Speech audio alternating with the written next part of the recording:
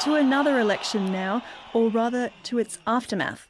What you've just heard are jubilant Turkish crowds celebrating the election victory of President Recep Tayyip Erdogan and his social conservative party, the AKP, in the November 1st elections. Not to be confused with the June 7th elections. Indeed, there were elections in June, but they didn't go as Erdogan hoped, so new ones were called for November. Didn't go as he hoped? You mean that the AKP lost? No, they just failed to get a governing majority. And a coalition wasn't an option? Well, it would have made it tricky for Mr. Erdogan to push forward with plans to extend his presidential powers. So the question is, what changed between June and November? To help us answer it, we were joined earlier by Rosa Burc, a member of the Kurdish community here in Germany. We put it to her that Erdogan's decision to resume hostilities with the Kurdish Workers' Party, or PKK, seemed to have been a major vote winner. First of all, I would like to correct what you just said, because Erdogan just not only started to be hostile against the PKK again, it also the government also started to attack Kurdish civilians in Kurdish cities in the southeast of the country.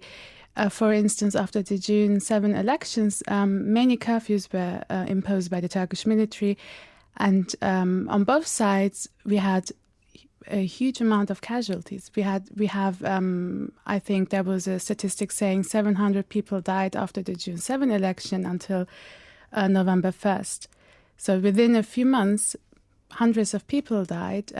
It was almost as if a war had broken out in Kurdistan or in Turkey.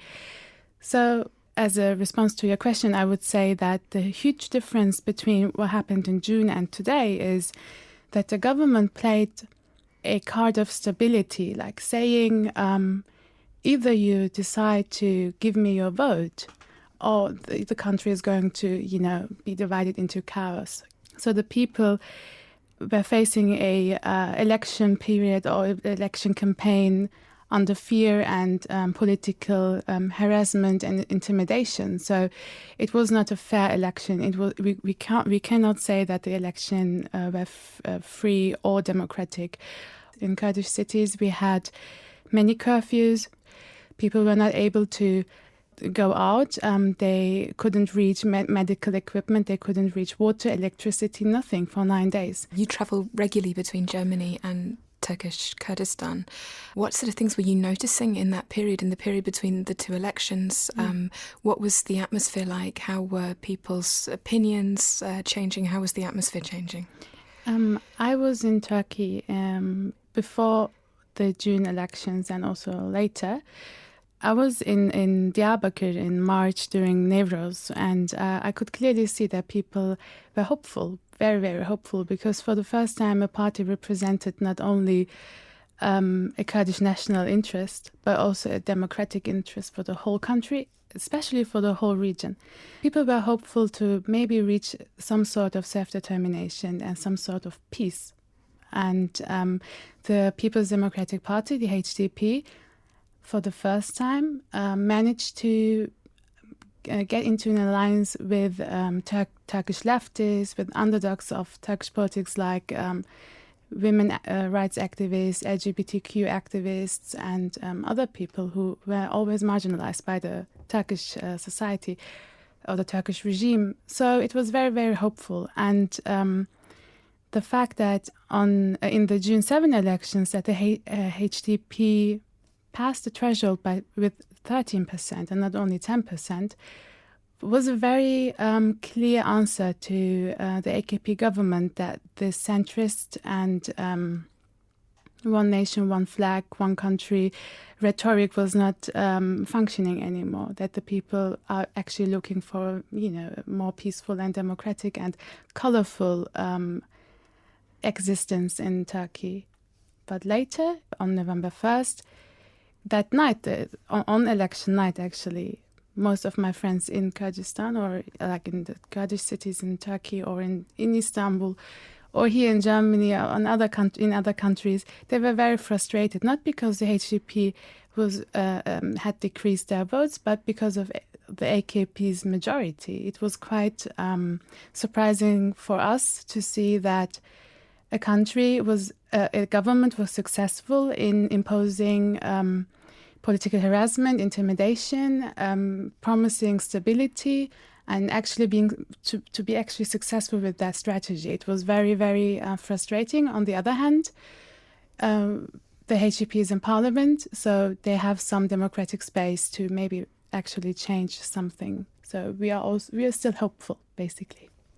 Whilst the Kurdish civilian population has the most to lose from the renewed hostilities with the PKK, there are also elements within the PKK who seemed all too ready to take up arms again. So I was just wondering if there was a split in the Kurdish diaspora between people who want peace and people who might want to fight for an autonomous state.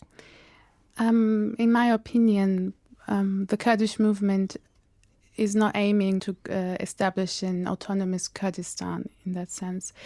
The PKK is following the principles of Abdullah Öcalan, their leader, and Abdullah Öcalan clearly has described a model of democratic autonomy, which means that borders are getting more or less irrelevant. I wouldn't say that this is a split within the movement. I would say this is a de facto response to hostilities imposed by the government. And what about in Germany? Is there any, I guess, split between the Kurdish community in Germany in those two areas? I wouldn't say that. I think all institutions, organizations, they have one aim, and this is that the peace process should restart. Only with peace, the Kurdish problem is going to be solved, and achieving peace is only possible if you start with the peace process with the PKK, with Abdullah Öcalan, using HDP's distinct position as being the mediator between Öcalan, PKK, civil society, etc. So this is basically what all organizations are looking for and expecting. Sadly, however, in Turkey, certainly at the moment, we've got a situation where various events in the lead up to the election have conspired to create an atmosphere of tension between the Turkish population and the Kurdish population.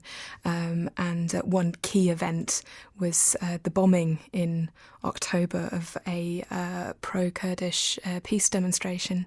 How did the Kurdish population in Turkey and also in Germany respond to that event? This event, the Ankara bombing, happened after a long series of attacks to Kurdish people, Kurdish-owned businesses, HDP offices, oppositional press, etc. So there was already a hostile environment. But what happened in Ankara was very, very symbolic, because the suicide attack happened in the HDP block of a peace rally, which was organized by trade union organizations and also oppositional parties. So it was not only organized by pro-Kurdish HDP. It kind of symbolically gave a message, which we all read as, we won't let you make peace. Allegedly, ISIS was behind that attack. However, the government accused the PKK being in cooperation with ISIS, and it all kind of helped the government to continue with their propaganda against the HDP as a party, against Selahattin Demirtas being the co-chair of the party. And have you noticed, in terms of the relationship here in Germany between the Kurdish diaspora and the very large Turkish minority in Germany, have you noticed that tensions that have been created in Turkey, they're also playing out here in Germany? Yeah, actually, I was facing some tensions myself, sitting in the train, reading a newspaper, an article on HDP, and a guy sitting in front of me and looking at me and saying, "Oh, wow, are you supporting a terrorist organization?" So the conflict that has been going on in Turkey for maybe 35 years, 40 years, is affecting not only the people over there, but our daily life, my daily life, my friend's daily life. And the role of Germany, Angela Merkel and President Erdogan have traditionally not seen eye to eye on many things. However, very, very close to the election, Merkel went to Turkey in order to try and thrash out a deal over the refugee crisis. Exactly. Before the election. Yes. How did you respond to the timing of that visit? Well, me and my colleagues, we wrote an open letter to Merkel.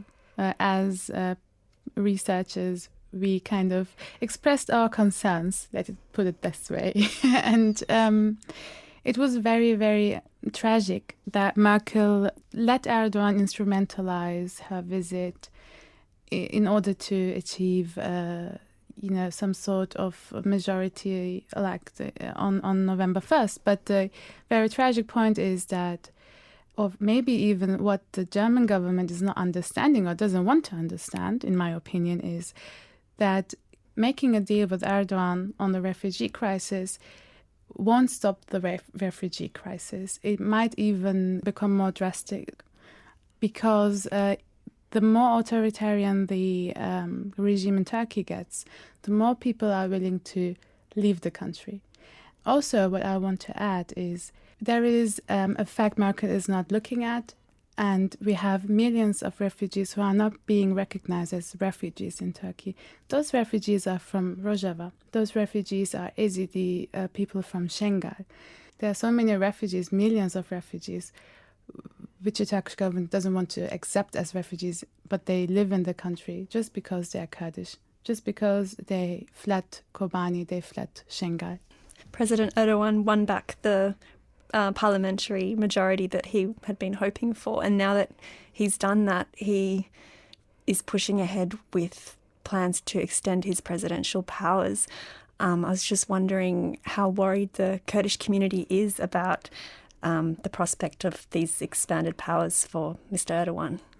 The Kurdish community is very worried, but not only the Kurdish community, I think all democratic forces in Turkey, because the presidential system that Erdogan wants to establish is not only a presidential system like in the US or in France. They are trying to establish a very centralized single-man, single-party system, and it's comparable to the Mexican model of presidency. Or I've also heard, like perhaps President Putin in Russia. Well, that comparison is drawn quite often. But I would actually say it's more a Mexican type of regime that he wants to install, but with a Turkish touch. So it's most probably will get more authoritarian. And this is something not only the Kurds oppose, but also all democratic forces in Turkey. This might be an opportunity to oppose more openly the regime, and the People's Democratic Party was an opportunity, or is still an opportunity, for people to come together and design a new democratic country.